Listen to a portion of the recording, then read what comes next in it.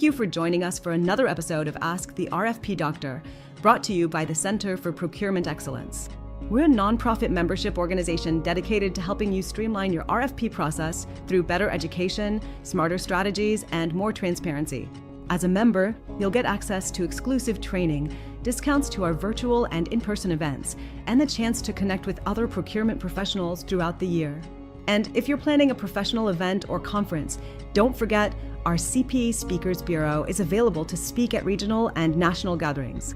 Now let's get into today's session of Ask the RFP Doctor, where one of our expert RFP doctors will show you how to take on real-world challenges in procurement and supply chain management and break them down into practical strategies you can use right away.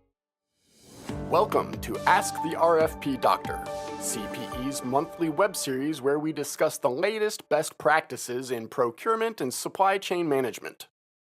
Jake? All right, John, thank you so much for being here today to power blind proposals. John, the floor is yours. All right, thanks, Jake. Well, welcome everyone. Thank you for your time today. I'll walk through some slides. It probably, unless you can somehow jump in and interrupt me, I'll try to make some pauses, but otherwise maybe at the end, we'll just do Q&A at the end. So, if you saw me last time, I love using this picture to talk about procurement, but I'll go through it again because I think it explains everything, right? Our scope of work, getting this tattoo, and we have a rock solid contract, and that's the result we get, right? So your scope of work, your contract really don't matter if you don't hire the right people, right? It's all about getting the right people, no matter what your procurement, whether it's construction, whether it's IT, whether it's some sort of business service or professional service. What we found is it's all about the people.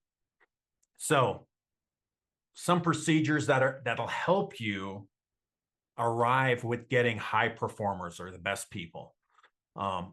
Scope of work, improving your proposal contents, improving your interview strategies, blind proposals, which we're going to be talking about today, the page limits and size of your responses, and then the clarification period or some of those activities. So, just pulling one of these like blind proposals on its own, you may not see all the benefits that we'll walk through today. You'll see some of it, but generally when we've worked with owners in enhancing their procurement processes, we help them address all of these items. But for today, we're going to focus simply on blind proposals. So before we dive in, let's talk about your supplier perceptions. It's really important how your suppliers perceive you as an owner. Not a lot of our organizations have ever really done an investigation as to or into what suppliers actually think about you. A couple surveys we've done. This is one from a large state. And out of the 50 or so contractors we interviewed, you can see 70% believe that this client does not provide vendors with an equal opportunity to win. And that last bullet point there, they identified this organization as a 30% compared to 80% with other owners. So what does that mean? If you're a supplier, put yourself into your supplier's shoes. If they believe that you as an owner, there's a 70% chance that you're not being fair, or 70% of vendors believe you're not being fair. In essence, what you'll start to see is a lot of those vendors that don't think you're fair won't even propose. The other thing, if they do,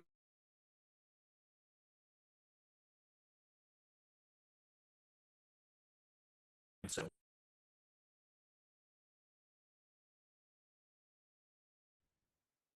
as you're trying to enhance your procurement process or your procurement practices. Now, this client, once we show them the results, says, well, this is not true. Treat everyone fair. This can't be right. And it's important to understand that your perceptions of yourself is almost irrelevant.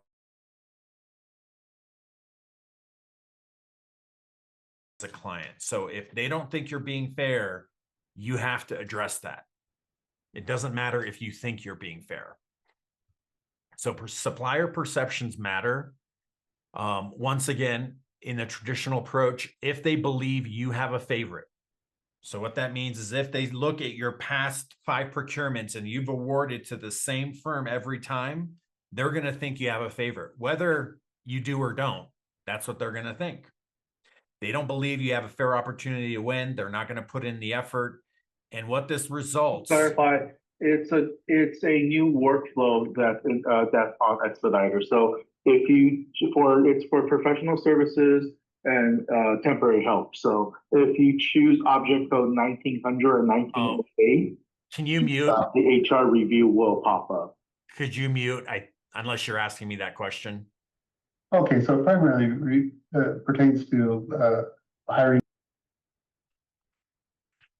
Sounds like someone was having another meeting here. So sorry about that. Results in the same pool of suppliers. So sometimes when I work with organizations, they'll say we only get the same 3 or 5 suppliers bidding, even though they're publicly posted procurements. And in my mind, that tells me that basically that the industry must perceive that you're not fair if you're only getting the same vendors. So those are some little things you can look at to help you identify or gauge what suppliers think of you as an organization.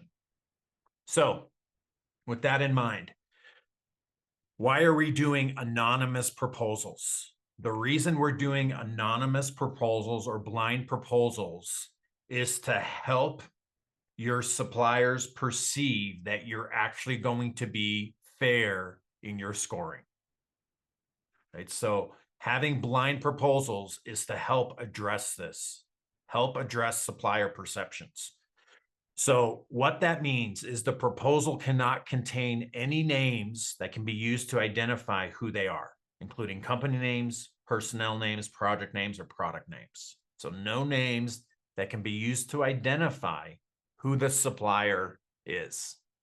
So the exact language here, and I believe CPE will provide you these slides, but the language you use here is in this first bullet point. So you can see the first, the submittal forms listed shall not contain any names that can be used to identify who you are, such as company names, letterhead, personnel names, project names, blah, blah, blah, blah.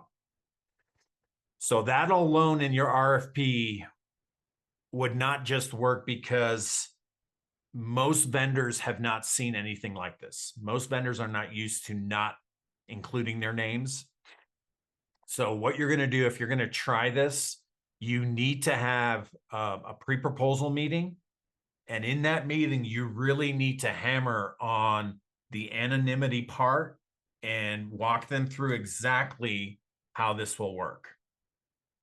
So once again, if you're going to try this, don't just throw in the language in the RFP without properly training your suppliers on how this works. Okay, so the mechanics. In essence, there's just a snapshot here. Let's assume we have 5 suppliers. They're going to turn in their proposal to your buyer or your purchasing officer. That proposal will contain company name and information. It'll contain probably a cost and then the technical proposal. That technical proposal is the piece that's going to be anonymous, right? So the entire proposal isn't anonymous, right? Because the buyer needs to know the name of the company.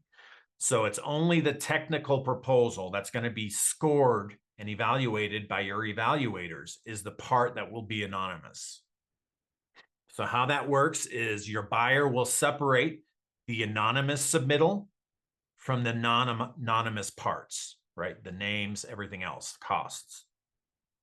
From that, the buyer will assign a code to these anonymous documents. And as an example here are the 3 different submittal forms, and you can see the code that the buyer will assign. The buyer will then send only those coded documents to the evaluators. So the evaluators, once again, won't see the company names, won't see company background, won't see the cost or the finances. All they're going to see is the coded documents that are anonymous. and that's what they're scoring.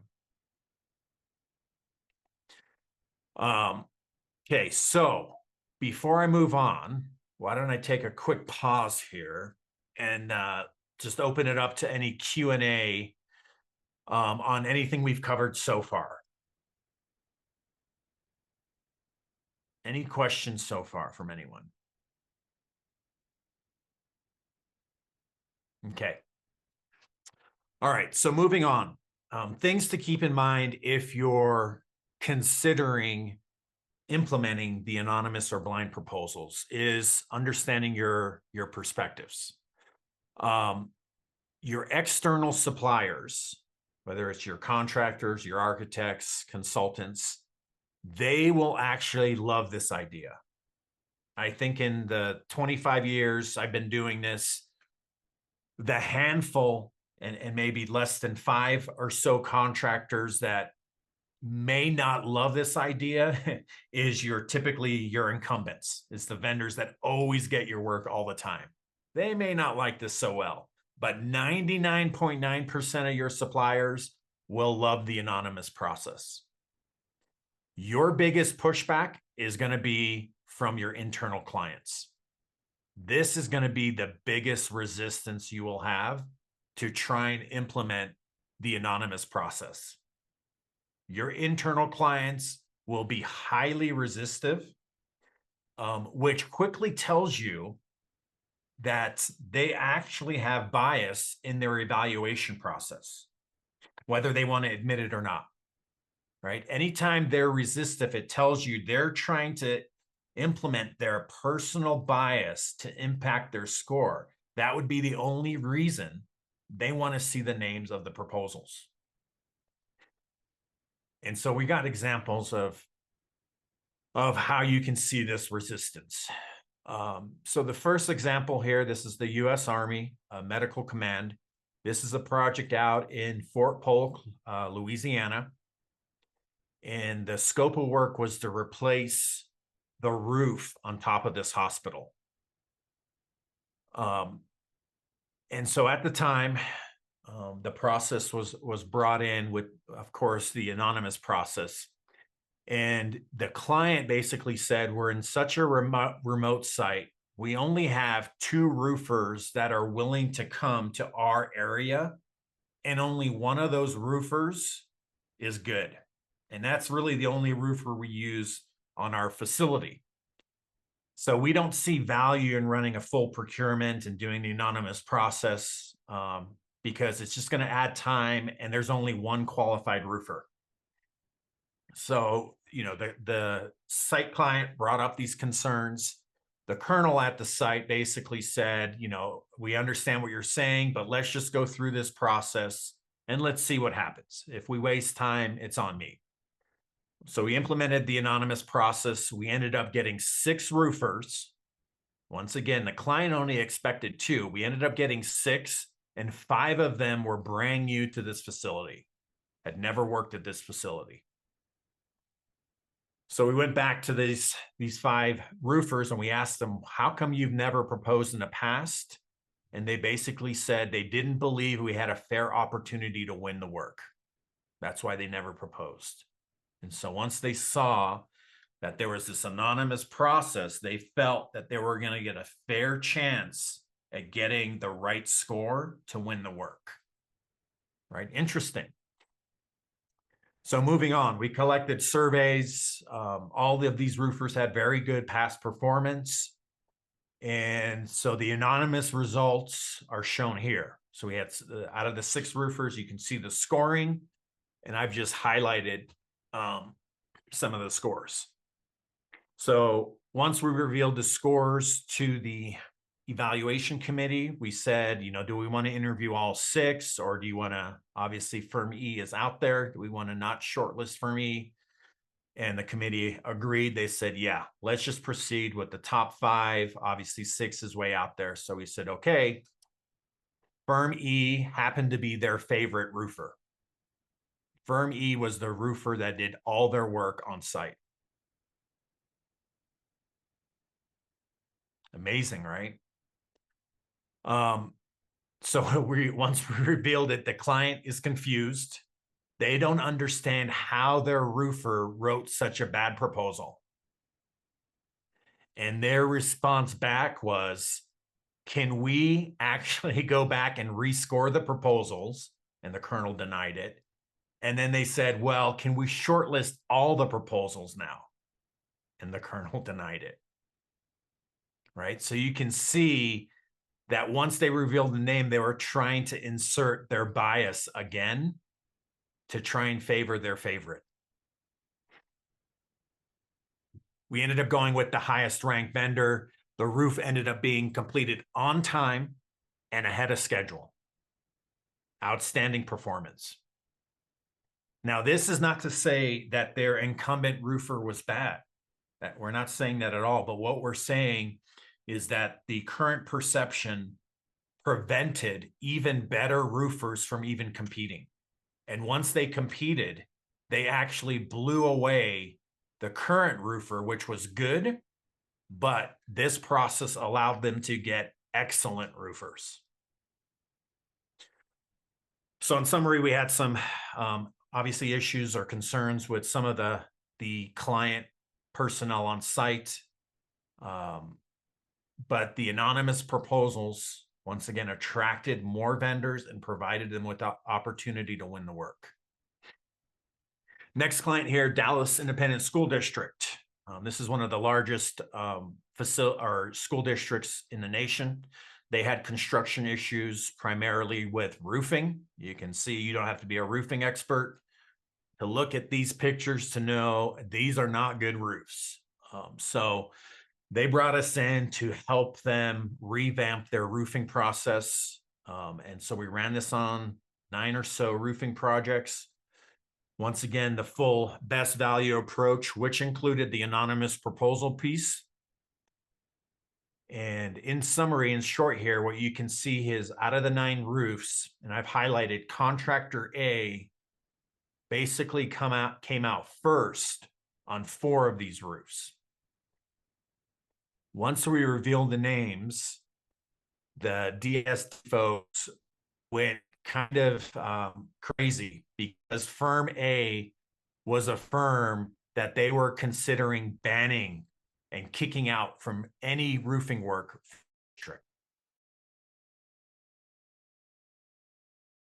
Perform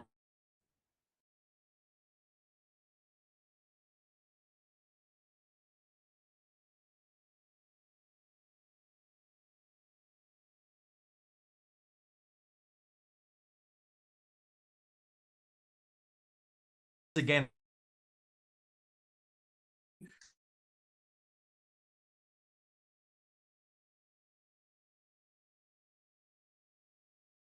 Even though they were really upset. And this vendor actually did some of the best roofs they've ever seen. And so the DISD folks are completely confused. They're like, we don't understand. You've done nothing but crummy work for the past 10 years. We're about to disqualify you. And then all of a sudden, you do amazing work. What's going on? And the roofer said, well, in this other system, you're going based on low bid. The only way we can win is to be as cheap as possible and give us a full design, and we do exactly what you tell us to do in the design. In this approach, you allowed us to propose a higher quality roofing system. That's the difference between what we did in the past and the current process. So this isn't to say that the anonymity resulted in higher performance, but without the anonymity, firm A would never have received any of the work because the client said they would have given them the lowest scores.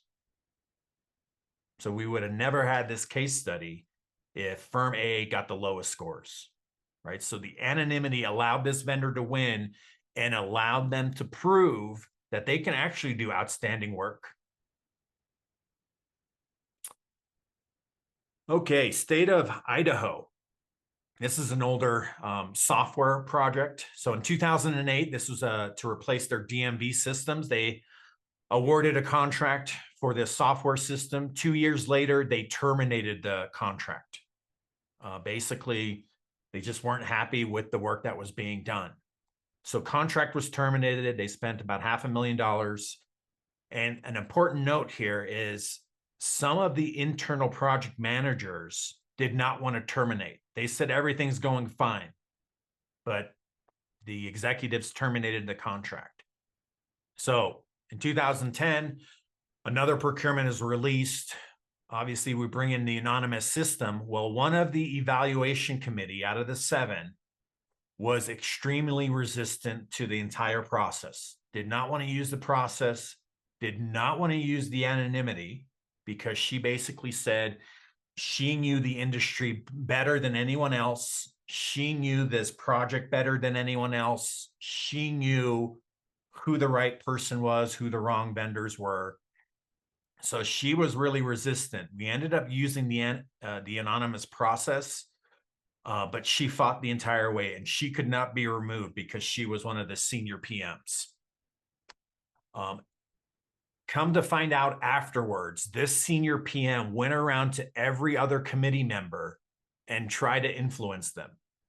So basically told the committee members what to look out for in a written proposal, told them what a good or bad solution was, which made sense afterwards. But at the time, we didn't understand because the scores came back and they were all inconsistent. We had some people assign a 10 to a proposal and others gave a 1. And we kind of did our own independent review, and the vendor that we thought actually did the best, somehow they got one of the lowest scores. So nothing made sense. But of course, we didn't know that this committee member was influencing people. So firm A comes out on top, which once again didn't seem to make sense because the anonymous proposal, we thought firm B was the best, and somehow they got these low scores compared to firm A. Well, come to find out, firm A is the same firm that they just terminated. And this is the same firm that the PM, this lady, basically wanted to still work with.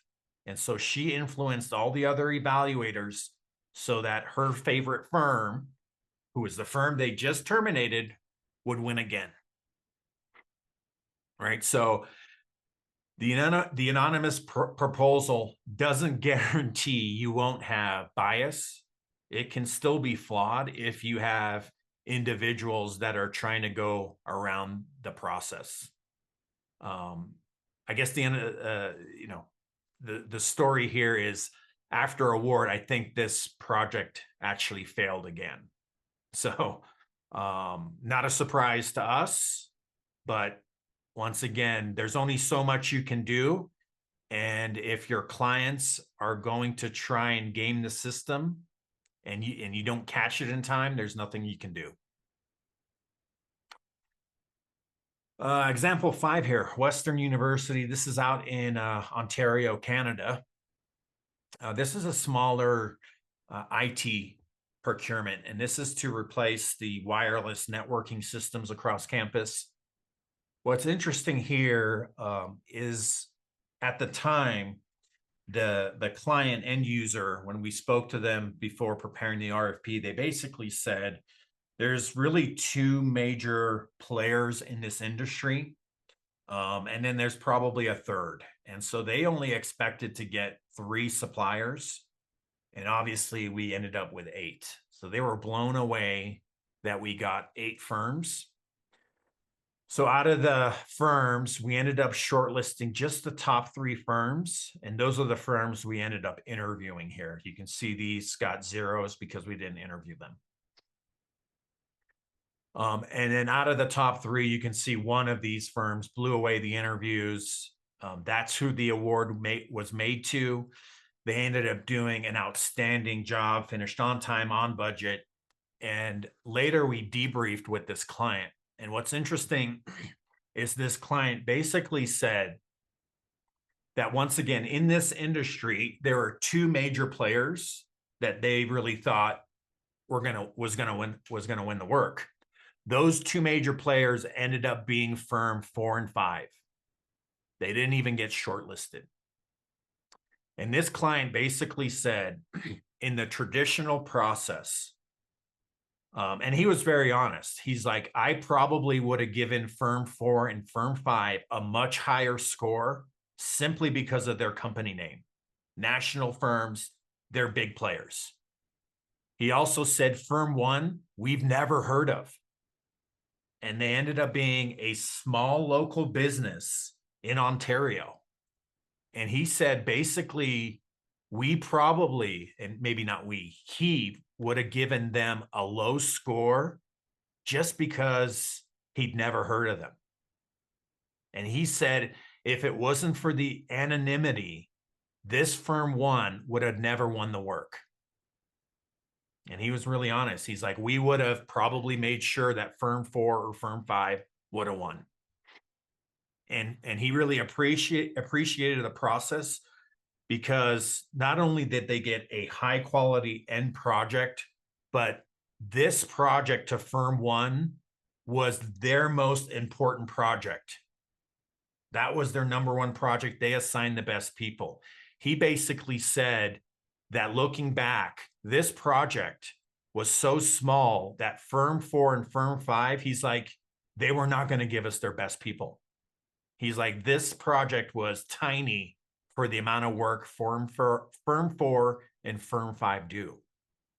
And so he said, basically, firm 1 not only gave us the best product, but it allowed the smaller local firms to really have a fair chance at winning and competing against the big national firms.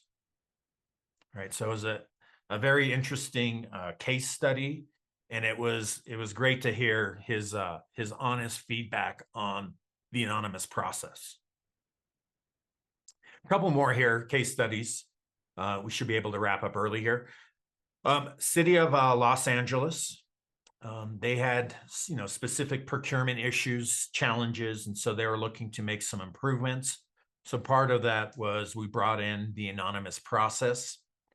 And they were very apprehensive because they had had recently several suppliers that they have had issues with.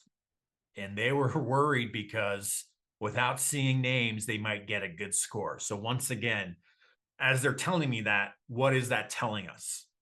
They're telling us that they're going to be biased in their scoring simply based on the name of the company, not based on the content of the proposal, but based on the name of the company. So we ended up still running the procurement process. And all of the suppliers they were concerned about, none of them made it into the qualifications. And so after they saw that, we revealed the names, they were all relieved. But before that, they were, I would say, 100% nervous and uncomfortable with the anonymity portion of the RFP. So here's kind of their feedback. And the last one really deals with the anonymous proposals, but 90% satisfaction. I bet you if I did a pre-survey, which I didn't, but if I did, my guess is this would be reversed. They would say they were only 10% comfortable with receiving anonymous proposals in fear that one of the bad vendors would make it through.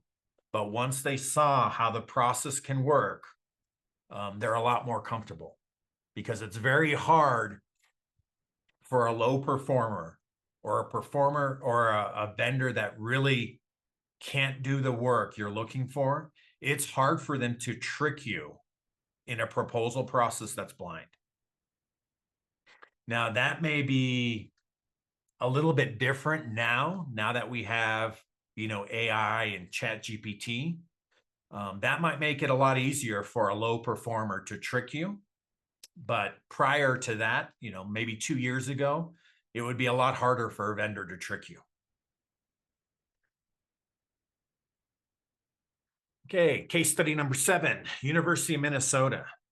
What's interesting with this case study, so obviously they had we wanted to improve performance and quality.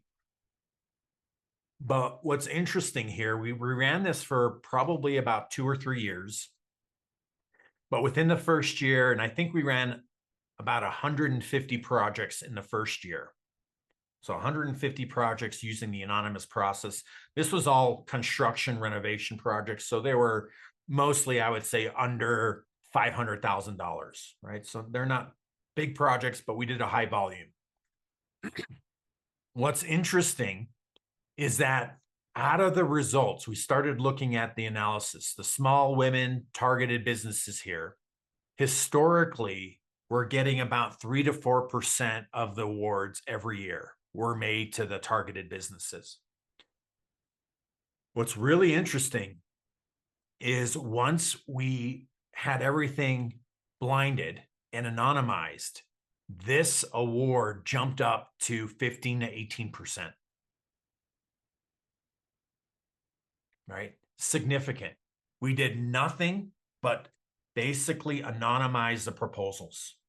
And all of a sudden, we started to see that these targeted businesses were winning 3-4 times more amount of work. Why is that? Once again, similarly to what we saw up in Canada, that some of these evaluators were basically giving higher scores to, the big name national firms, and the smaller firms that they've never heard of were probably giving them lower proposal scores. And I don't think that everyone's doing this intentionally to be biased. I think people just have natural biases. And whether we know it or not, sometimes we give preference to the firm we've heard of before. Or if we've seen a bad article on a firm, we may just give them a bad score because of that. So what we saw with the anonymous proposal is that these targeted businesses were tripling, quadrupling the amount of work by simply giving them a fair chance to be evaluated against the bigger firms. That's all we did. The anonymous process allowed them to win more work based on the merits of their proposals. So what we saw here is that these targeted businesses could actually do outstanding work. They actually didn't need any other sort of preferences. All we had to do was give them a fair chance at winning. And that's what the anonymous process did. Okay, I think this is coming up, maybe 2 more examples here. So this one, I can't reveal which state organization because they don't want anyone to know this, but this is a state that recently ran a large ERP software procurement, $200 million over 5 years. It's almost 2 years late, and the system is considered a total failure. $200 million. And it's a total failure. Right? It's baffling. So we were brought in after the fact to kind of do a forensic, or not a forensic, but a post-mortem audit of the procurement to figure out, how did it go so wrong? How did they pick the wrong vendor? So, we did the audit, basically lots of issues. The RFP wasn't structured well. They had almost 2,000 questions. The average proposal size was 742 pages. And so I think if you calculated that out, evaluators would need to read like 11 hours a day for 3 straight weeks. No breaks, no email breaks, no bathroom breaks, no lunch breaks, 11 hours a day, 5 days a week for 3 weeks straight, which obviously we know no one did. And so people basically couldn't score the proposals fairly. And it appeared that the scoring was heavily biased towards a specific solution, the vendor that won, obviously. So why is this important? Because once again, bringing in the anonymous process, would that have solved this issue?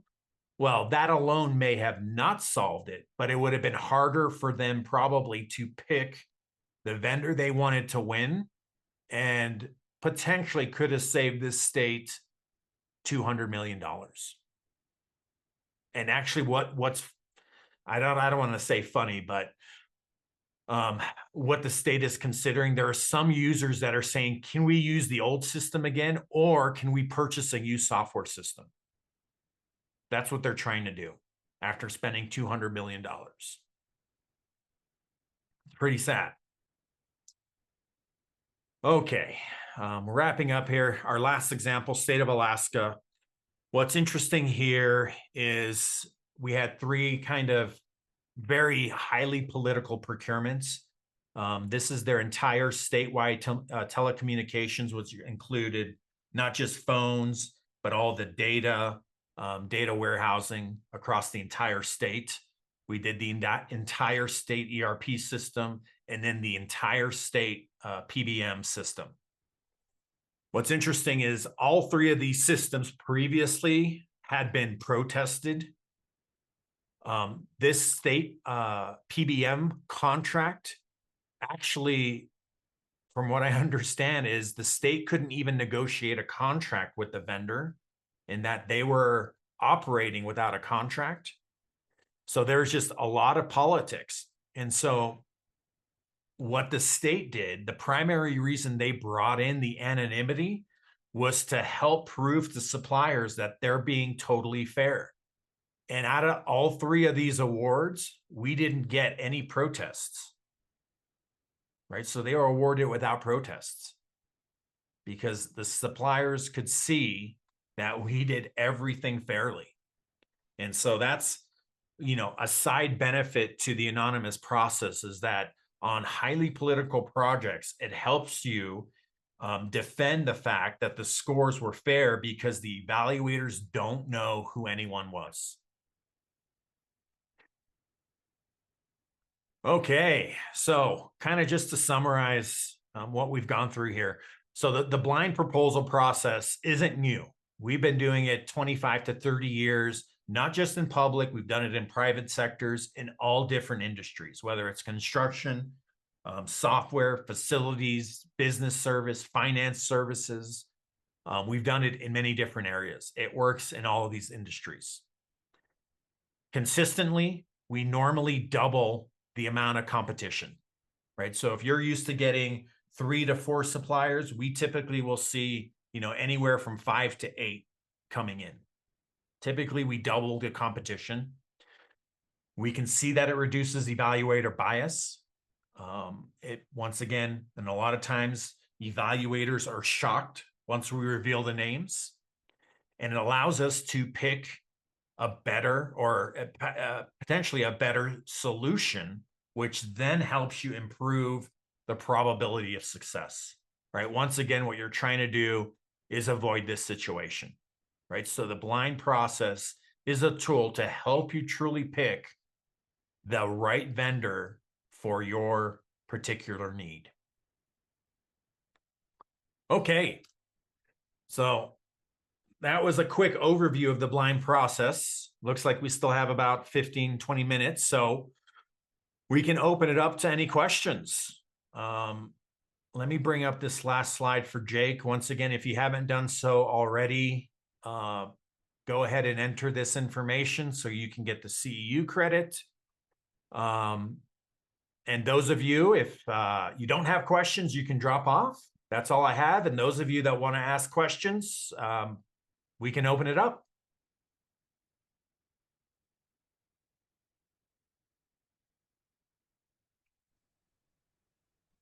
John, there's been questions in the chat box. Oh, okay. Thank you. Let me see here. I may have to stop sharing my screen. Okay, hold on. All right, got you here. Okay. What if you're, okay, first question here, Tim, what if you're asking about previous experience in a small market? Okay. Let me give you a good example. I don't know of a smaller market than cold beverage services. You've got Coke and Pepsi, which we've done cold beverage services.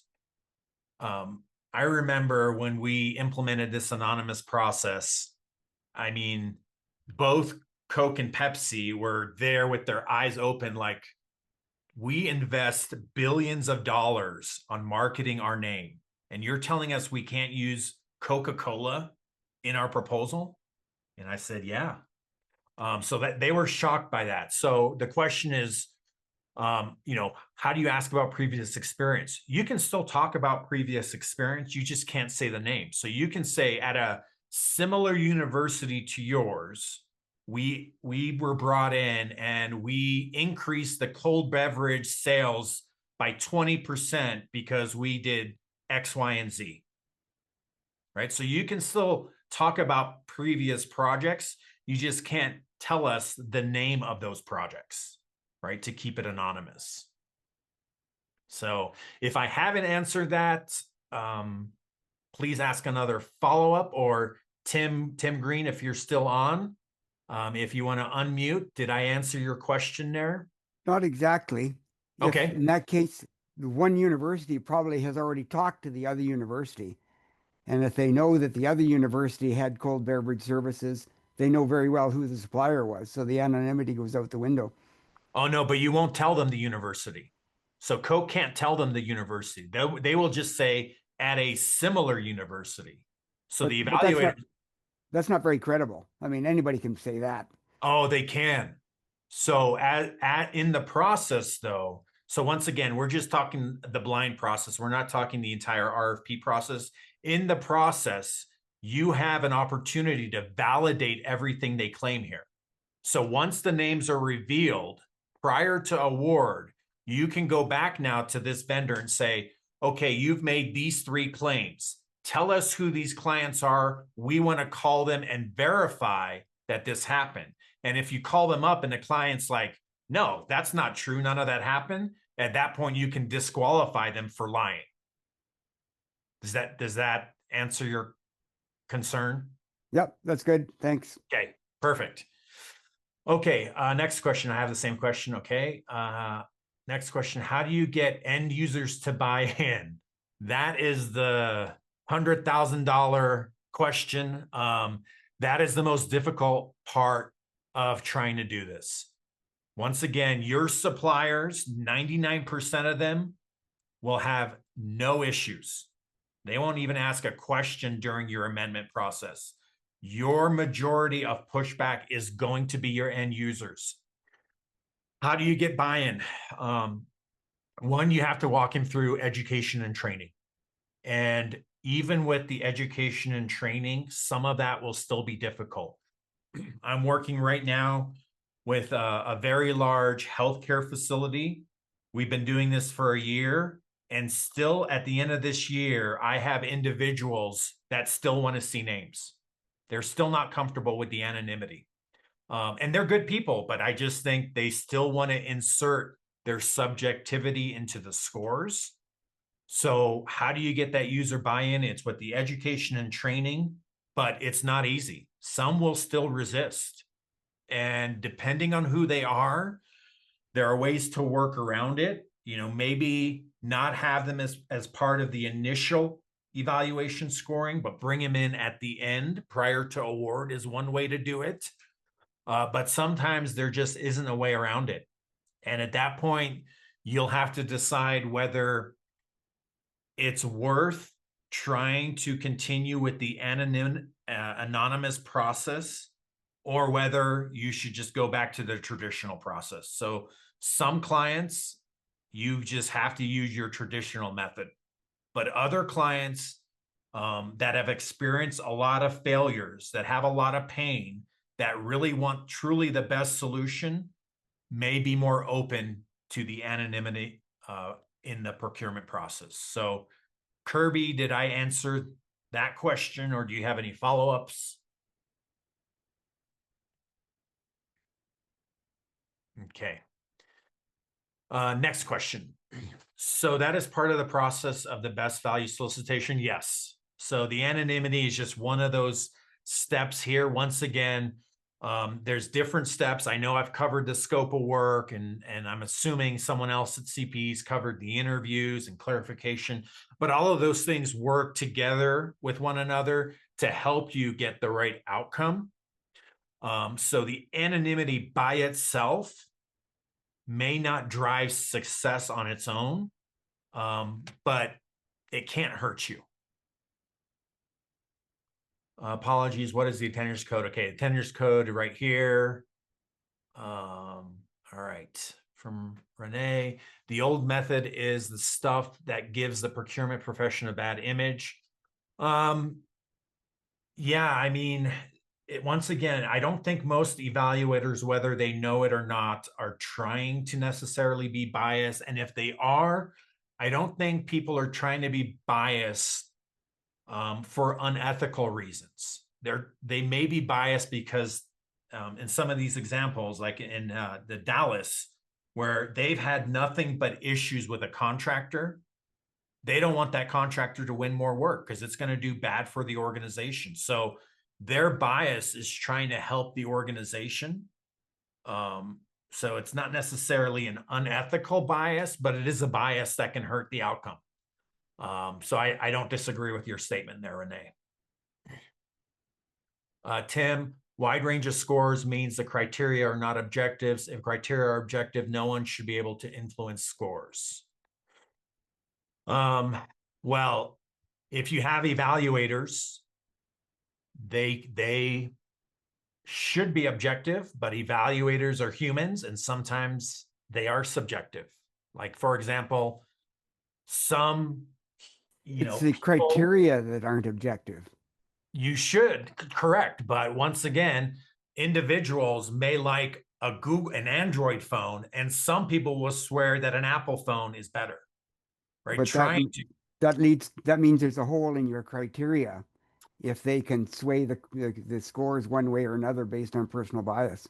Yeah, I don't disagree, but I haven't seen a way in 30 years to try and minimize someone's personal bias.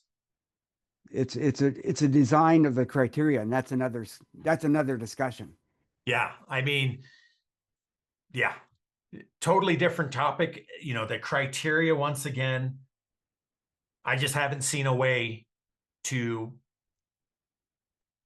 procure or insert criteria that are not subjective at all. You may set them up to be objective, but humans are still humans. And trying to get them to be purely objective, I've just never seen that occur. Not to say that it doesn't exist. I just personally have not seen that. Now, that's why if you have a robust procurement process, it minimizes that risk of people being subjective.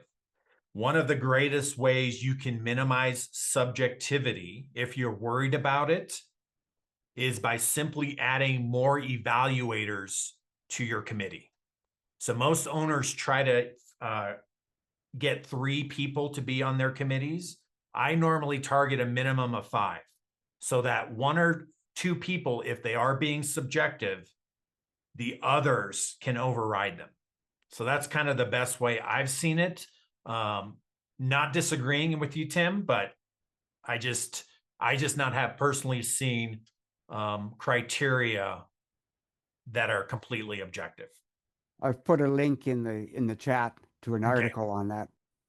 Excellent. Large proposal sizes are an indication of murky criteria. Totally agree. Yeah, we're against having large proposal sizes, so no disagreement there. Kirby, do you have any recommendations for blind proposal requests with the increase in AI? That's a great question.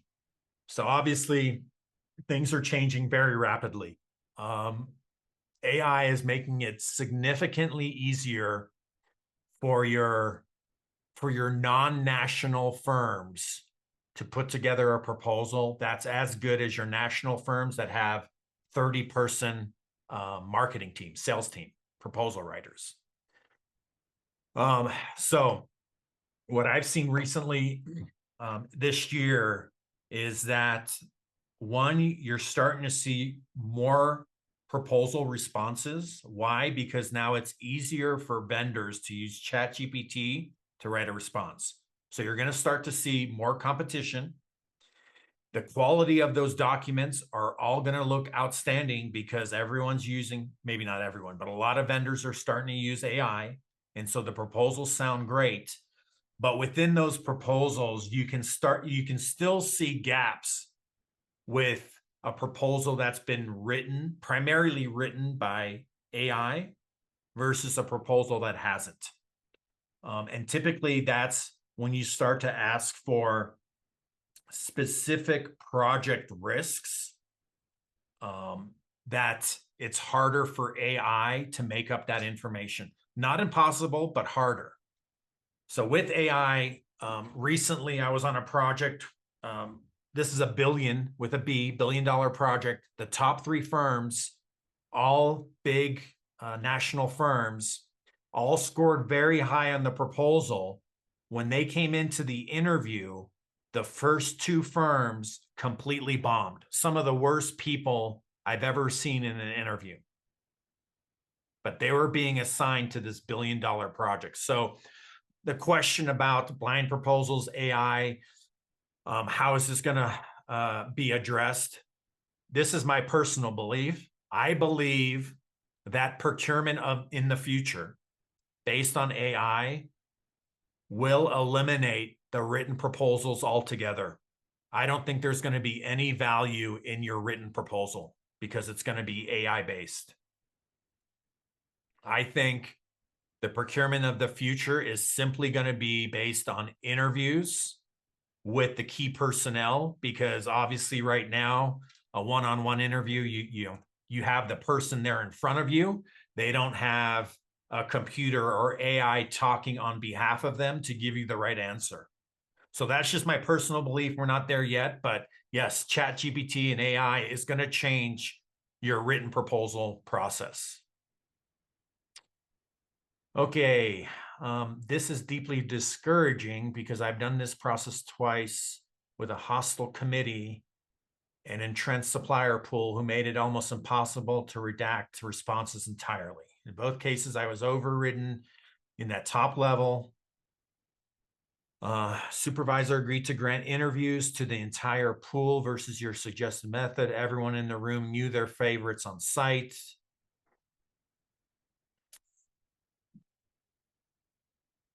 Standardized questions were changed on the fly. The cleanup process was a nightmare.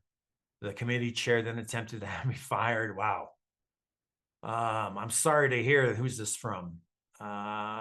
Is this your full name? J. Hay Good. But yeah, that's obviously, once again, and I've learned this over time, you can't necessarily help and fix every project. Some projects that are highly political and you have too much pushback, if you have executives pushing back on you,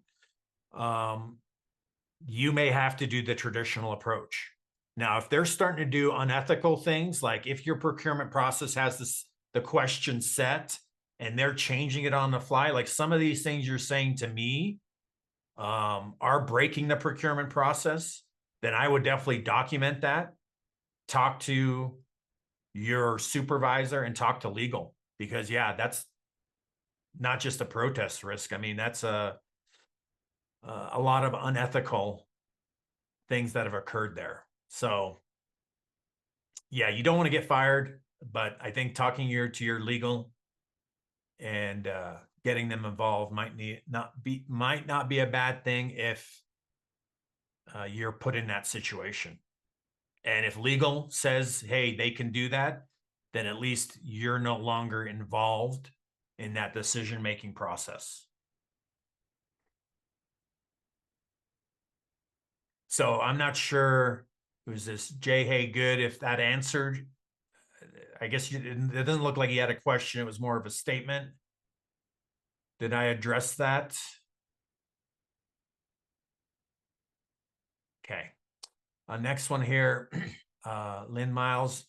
What we sometimes run into are bidders who put together a really impressive sound bid, but ultimately are not solid in their service provision. And conversely, those bidders who are not. Yeah, how do you resolve this? So Once again, the blind proposal process that we've talked about isn't going to solve everything. It's one step in probably 10 major items that you need to change in your RFP process. So the blind process makes it easier to attract more vendors and give the vendors a better opportunity to win. What you need to do is then integrate an interview process where you interview their key personnel. The key personnel is what will make or break any project, in my experience. It's the people. So knowing how to resolve this, just like the example I had where we had on this $1 billion project, 3 vendors come in, 2 that had outstanding proposals. In the interviews, they blew it. So if you run a rigorous interview process, which I assume the CPE RFP Doctor has done before, if you run that process, that should help you catch anyone that has tricked you in their proposal. Valerie, to be clear, the blind process means you do not list the names of the bidder. Correct. Yeah, the blind process basically means that the buyer or procurement will know the name, but your evaluators will not know the name of any proposal response. It'll just say code A, code B, code C. Does conducting the blind process require a certification from procurement staff? I've never had an organization require a certification. Typically, when I've done this, we do provide education and training, typically for 3 projects before an individual runs it on their own. Once again, to help them understand how to train their internal clients and also train the suppliers. But no, we haven't done a certification. That doesn't mean you can't. We just haven't. The benefits of the blind proposal are clear to me. Will you please discuss the downside to this process? Yeah, the biggest downside is the resistance you will have from your internal clients, right? So I've never, in 30 years of doing this, never had a vendor protest or challenge the anonymous process, right? That's never come up. I've never had issues with the anonymous process from the procurement aspect. The only issue is your internal client resistance. And it's one of those fighting factors that, once again, you may have to decide if they are being that resistant to you, whether it's worth it or not. And if you're maybe not high enough in the procurement chain, you may have to talk to, the head of procurement or head of supply chain, and they may need to get involved. But yeah, that's the biggest downside to the process is your internal clients. The blind proposal would have to leave out any trademark product names along with firm names. That is correct. Yes, that all has to be left out. So once again, Coca-Cola could not have their name or anything else in there. Object criteria, see the paper. Okay, that was Tim's link there. How do you handle a situation where the firm names are eventually revealed? Is it discovered that the top firm had a bad reputation in industry? Okay, so this is done several ways. On simple or small procurements, you may not have an interview or a presentation period. So once it's revealed the name, that top-rated firm would then move what we call into clarification. So they wouldn't necessarily be awarded. They would move into clarification, where during that point in time, once the scores are done in clarification, now your evaluators can bring up all the issues that they had, and this vendor needs to address them. Now, in the step where we go from the blind proposals into interviews, at that point, once the interviews occur, they're no longer anonymous, right? People aren't behind like a green screen or behind, the face is covered. So at that point in interviews, there is some subjectivity and bias brought into the procurement process. But what you're trying to do is at least bring in the top firms as fairly as possible. And that's how the anonymous process helps. But yes, once the names are revealed, then you do open it up to more subjectivity and bias. So it's not perfect, but it does help you in trying to minimize some of that in your process. Okay, interesting. Thank you. Will these slides be made available? So you would have to probably reach out to Jake Smithwick on the slides. I don't know if CPE normally posts that, so I'm not aware, but I would reach out to Jake. I'm assuming maybe once you fill out that the questionnaire, you may get access to it. Okay, example of criteria. Okay, what if they have bad reputation? How do you find that out? So yeah, you would find that out basically once again during clarification, assuming that you run our full best value process.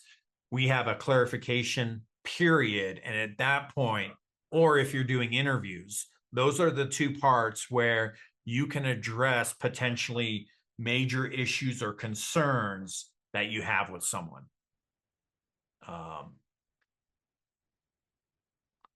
I'm looking for an example of wording to use to denote that a solicitation will be blind. Yeah, so Michael, that's in one of my slides there I had. Once again, be careful just with the wording. You need to make sure you also have a pre-proposal and you train your suppliers on how this works.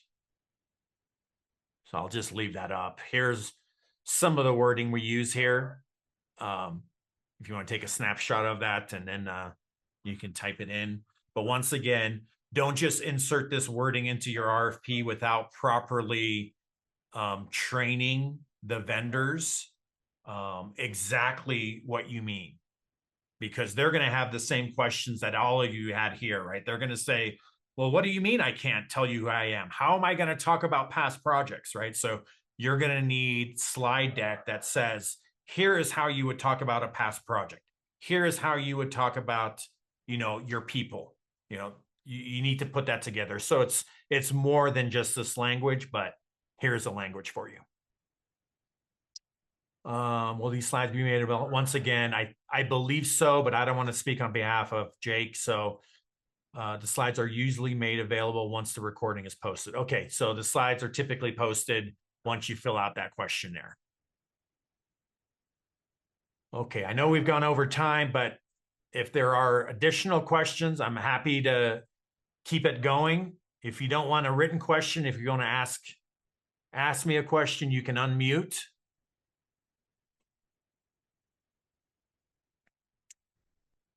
Or we can keep going through the chat.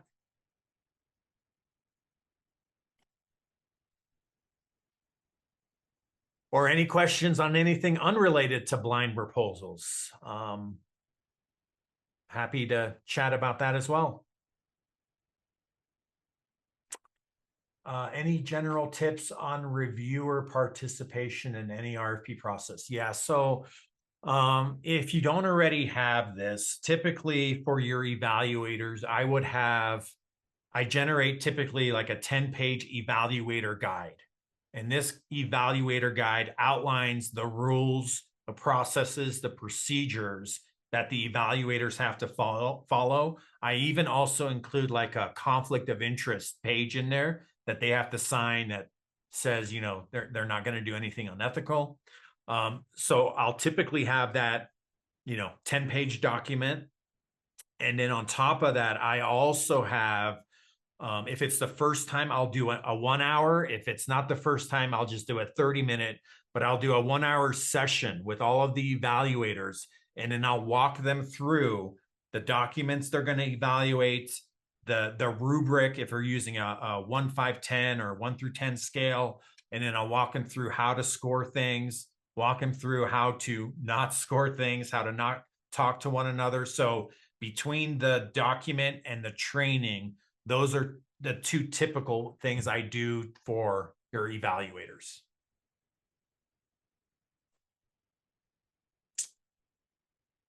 Can you get the 10-page document? I don't know if we can just hand that out, but reach out to Jake. I don't know if they've done, CPE's done a session on that. If they haven't, maybe we can do a follow-up training on that.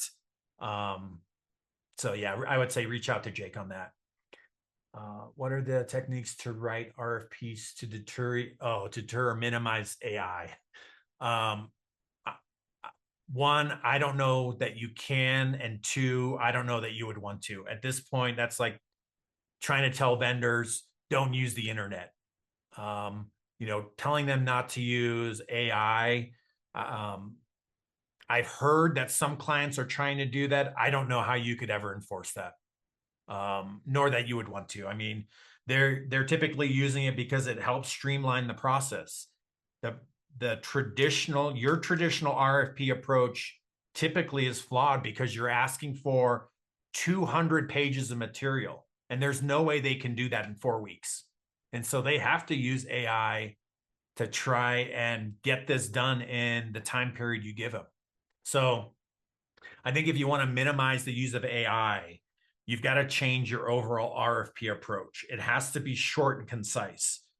Once again, if you can do your proposal in 5 pages or less, reading those 5 pages, you can see an AI document, because even though it sounds amazing, there's no real meat to it. There's no structure and content to it. Whereas another vendor that's really thinking about what are your specific risks and how it applies to your project and you as an organization, that's what's going to separate that vendor from the generic vendor.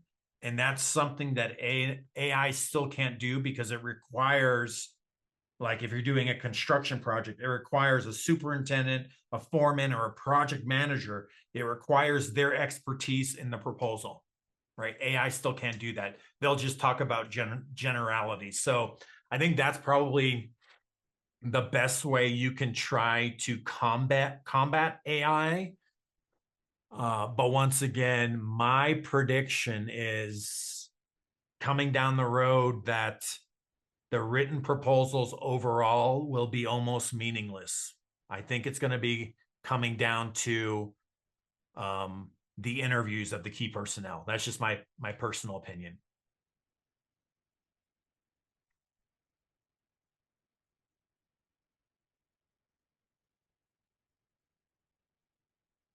Any other questions?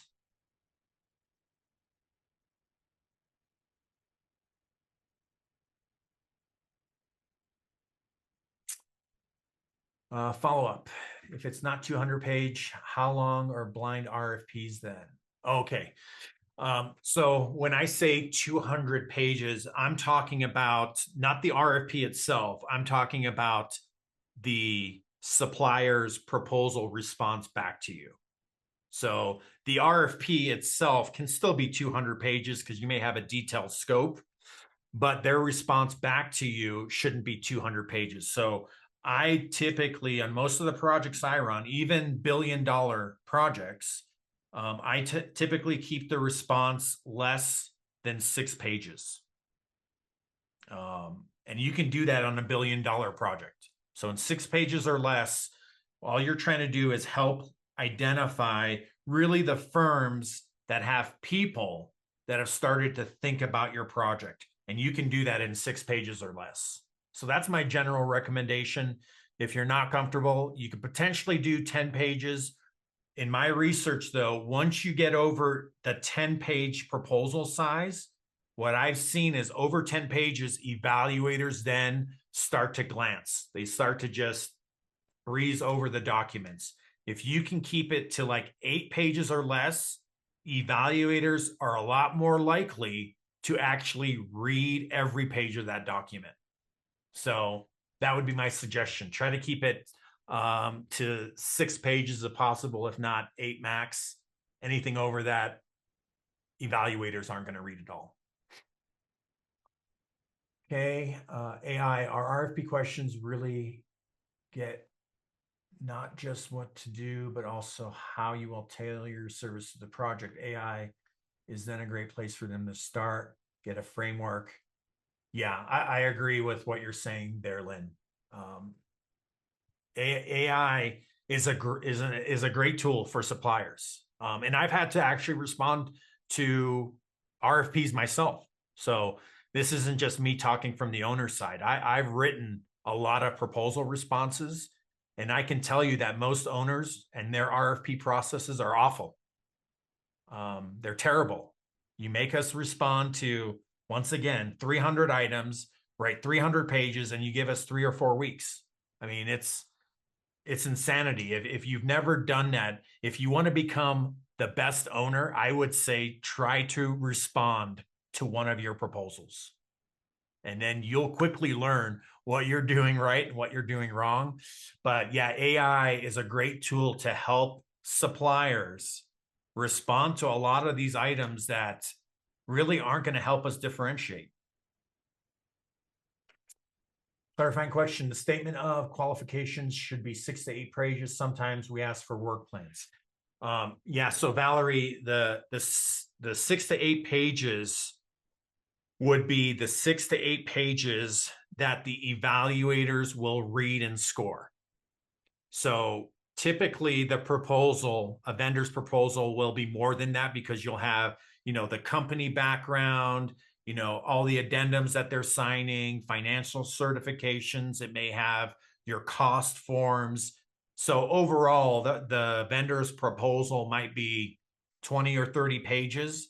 But out of that total proposal, what we're saying is 6 pages of that is the part that's going to be blind. And those are the only documents that will be read and scored by your evaluators. Nothing else. So yeah, if you ask for work plans, if you plan on scoring it, then that would be included in the 6 to 8. If you don't plan on scoring it, then obviously it's not counted in part of the 6 to 8.